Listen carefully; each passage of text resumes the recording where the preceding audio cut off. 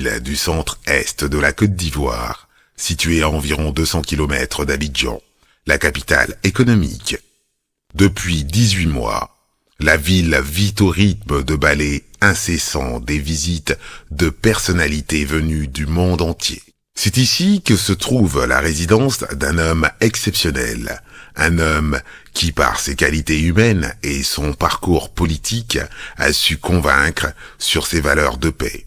C'est celui qu'on appelle affectueusement et à dessein le grand baobab protecteur, ou encore le sphinx de Daoukro, Nzoueba le sage. Il s'agit du président Aimé Henri Konan Bédié, président du plus vieux parti de Côte d'Ivoire, le PDCI-RDA, et président du plus grand groupement politique, le RHDP. La Côte d'Ivoire a célébré le 7 août dernier ses 52 ans d'indépendance. 52 ans marqués par 30 ans de paix et de progrès et 22 ans de tumulte. Aujourd'hui, passés les durs moments de la crise post-électorale, le pays amorce une nouvelle ère de développement avec un enjeu de réconciliation énorme. Aujourd'hui, tout le monde s'accorde à dire que l'un des artisans de cette accalmie et ce nouveau départ reste le grand baobab protecteur, le président du PDCI-RDA, son Excellence Henri Konan Bédié. Le prix de l'homme de paix universel, Peace Awards, en est une parfaite illustration. C'est le 5 mai 1934 que Henri Konan Bédié vit le jour à Dadiékro, dans le département de Daoukro. Après l'obtention de son baccalauréat scientifique en 1954, il poursuit ses études supérieures à l'université de Poitiers en France.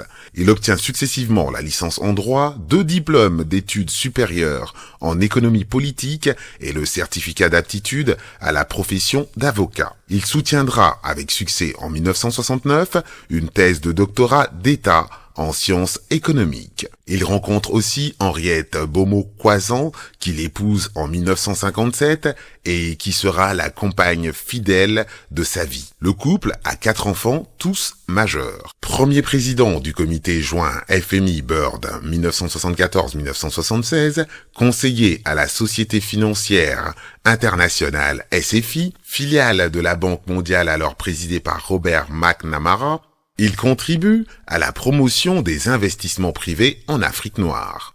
Revenu en Côte d'Ivoire, il est élu député et maire de Daoukro. Il est également élu président de l'Assemblée nationale de Côte d'Ivoire qu'il dirige avec talent de 1980 à 1993. À la mort du président Félix Houphouët-Boigny, le 7 décembre 1993, il accède à la magistrature suprême en vertu de l'article 11 de la Constitution ivoirienne. En décembre 1999, il est renversé par un coup d'État militaire encore incompréhensible. Désigné homme de paix de l'année 2011, il reçoit en 2012 le prix international Peace Award, le consacrant homme de paix universel. La Fédération universelle pour la paix fait ainsi de lui ambassadeur de la paix, grade le plus élevé dans l'ordre de cette distinction. Des personnalités dont l'ancien Premier ministre britannique, Margaret Thatcher, en ont été bénéficiaires.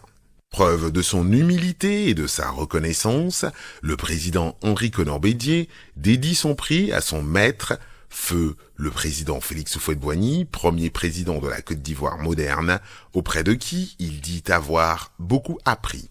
Aimé Henri Konan Bédié, homme de paix. Les actions de l'homme face aux événements qui ont émaillé la vie de la nation parlent en sa faveur. C'est en tout cas ce que démontre Sita Yetidena Koulibaly, déléguée départementale du PDCI-RDA de Korogo et présidente de la fondation Yeti. Je suis convaincue que c'est un homme de paix, puisque j'ai eu l'avantage de l'approcher, d'être à ses côtés. Souvent, je dis que quand des gens viennent vous voir, ils disent « j'ai été voir le président Henri Konan Bédié, il a dit ci, il a dit ça », je leur dis « je ne peux pas douter que le président vous ait reçu, mais qu'il a dit ça, qu'il n'a pas dit ça, je n'y crois pas, parce qu'il écoute toujours les autres. Il est à l'écoute de son peuple, il essaie de voir ce qui est l'avantage de son peuple, et il préfère que le dialogue soit le soubassement de toutes nos actions. Abondant dans le même sens que Sita Coulibaly, Georges Hamani, journaliste et écrivain, l'auteur du livre « La longue marche du président Henri Konan Bédié » le démontre à qui veut l'entendre. Quand le président Henri Konan Bédié est arrivé de son exil après le coup d'État du 24 décembre 1999, dans sa première allocution, il a dit « Je suis sans rancune ». Ok. Et il a démontré par ce qu'il a posé comme acte. Il a accepté de se rendre à Yamoussoukro, à l'époque dans ce qu'on a appelé la réunion des 5 grands, où il est allé serrer la main au général Guy-Robert qu'il avait renversé.